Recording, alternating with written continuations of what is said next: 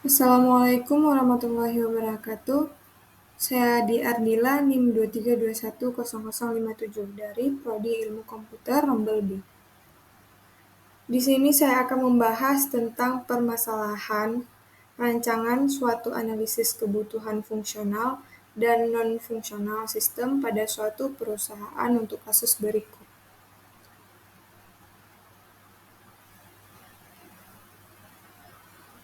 Permasalahan pada sistem absensi dan reimbursement. Yang pertama, karyawan mengeluh antrian absensi menggunakan sidik jari, karena ada beberapa karyawan yang selalu gagal melakukan input absen. Yang kedua, manajemen tiap bagian mengeluhkan sistem permohonan izin tidak hadir karyawan karena sakit ataupun dinas keluar kota yang menggunakan media WhatsApp. Hal tersebut mengakibatkan banyaknya pesan masuk sehingga sering terlewatkan oleh pihak manajemen tersebut. Yang ketiga, sistem reimbursement yang masih manual dan menggunakan kertas mengakibatkan proses menjadi lebih lama dan berbelit-belit. Yang keempat, pimpinan perusahaan meminta apakah ada kemungkinan pembangunan sistem baru yang terintegrasi untuk permasalahan-permasalahan tersebut.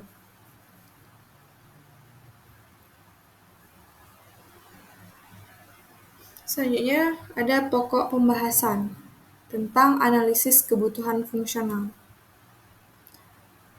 Kebutuhan fungsional adalah fitur-fitur spesifik yang harus dimiliki oleh sistem untuk memenuhi kebutuhan pengguna. Berikut adalah beberapa kebutuhan fungsional yang dapat diidentifikasi dari permasalahan yang ada.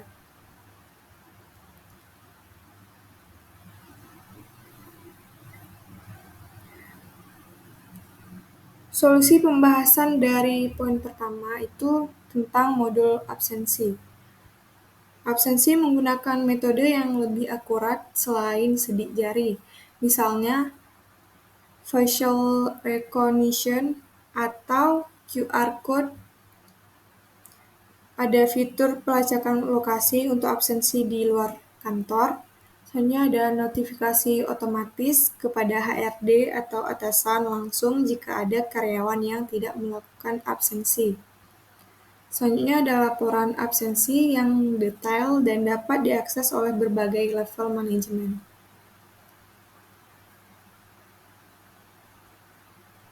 Selanjutnya ada solusi pembahasan dari poin yang kedua, tentang modul permohonan izin.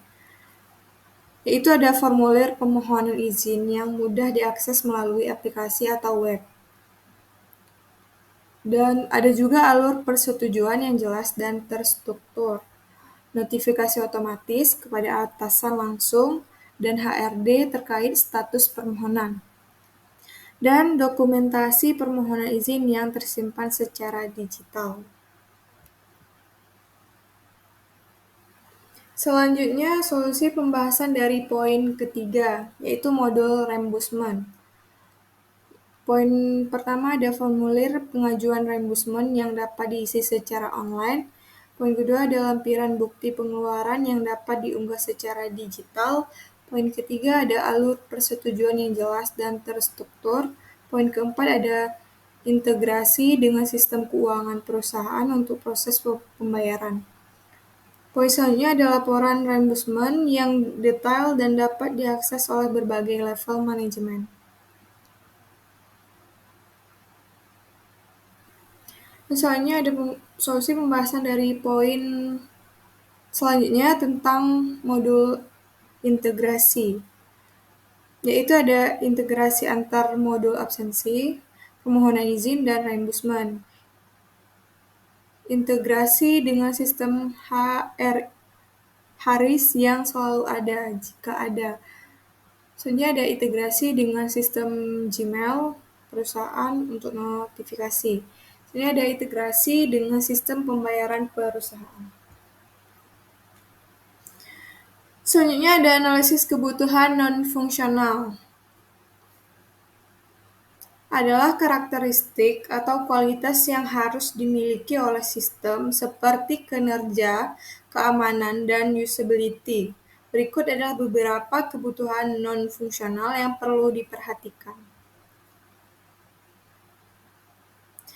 Yang pertama ada kinerja, itu sistem harus responsif dan cepat dalam memproses data. Kedua ada sistem harus dapat menampung jumlah pengguna yang besar. Selanjutnya ada keamanan, yaitu data karyawan harus terjamin kerahasiaannya. Selanjutnya ada sistem harus dilindungi dari akses yang tidak sah. Selanjutnya ada usability, yaitu antar muka pengguna harus intuitif dan mudah digunakan. Selanjutnya dokumentasi pengguna harus tersedia, dan scalabilitas, yaitu sistem harus dapat dikembangkan dan disesuaikan dengan kebutuhan perusahaan yang harus berkembang. Dan yang selanjutnya ada ketersediaan, yaitu sistem harus memiliki tingkat ketersediaan yang tinggi.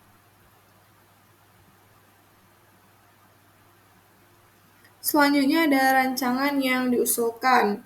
Berdasarkan analisis di atas, dapat diusulkan sebuah sistem terintegrasi yang berbasis web atau aplikasi mobile. Sistem ini akan memiliki 3 modul utama, absensi, permohonan izin, dan reimbursement. Masing-masing modul akan terhubung satu sama lain dan terintegrasi dengan sistem-sistem yang relevan. Selanjutnya ada fitur utama sistem. Yang pertama ada dashboard, itu tampilan utama yang menyajikan informasi ringkas mengenai absensi, permohonan izin, dan reimbursement. Kedua ada notifikasi, yaitu sistem akan mengirimkan notifikasi kepada pengguna terkait status permohonan persetujuan atau tugas yang belum selesai. Dan yang ketiga ada laporan, yaitu sistem akan menghasilkan berbagai jenis laporan yang dapat digunakan untuk analisis dan pengembangan keputusan dan pengambilan keputusan. Dan yang keempat ada akses kontrol, yaitu sistem akan memiliki mekanisme akses kontrol yang ketat untuk memastikan hanya pengguna yang berwenang dapat mengakses data. Dan selanjutnya ada teknologi yang dapat digunakan. Yang pertama framework, Laravel, Django, dan Ruby on Rails. Selanjutnya ada database MySQL, PostgreSQL. Selanjutnya ada cloud platform, ada AWS, Google Cloud atau Azure. Selanjutnya ada mobile development dan authentication dan payment gateway. Itu terintegrasi dengan berbagai payment gateway yang ada. Kemudian ada tahapan pengembangan sistem. Yang pertama ada perencanaan, kedua analisis, ketiga perancangan, keempat pengembangan, kelima penyajian, keenam implementasi, ketujuh ada pemeliharaan. Kemudian ada manfaat sistem. Pertama efisien, dapat mengurangi waktu dan biaya yang dibutuhkan untuk proses absensi dan reimbursement. Kedua ada akurasi, itu meningkatkan akurasi data absensi dan izin.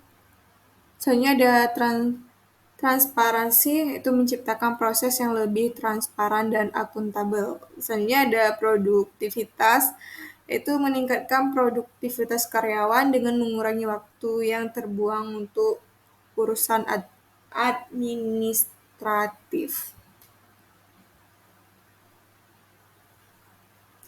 Kesimpulan, yaitu berdasarkan permasalahan yang ada dapat disimpulkan bahwa perusahaan membutuhkan sistem yang lebih efisien, akurat, dan terintegrasi untuk mengelola absensi karyawan, permohonan izin, dan proses reimbursement. Sistem baru ini diharapkan dapat mengatasi kendala yang ada pada sistem manual sebelumnya. Hanya ini yang dapat saya sampaikan. Assalamualaikum warahmatullahi wabarakatuh.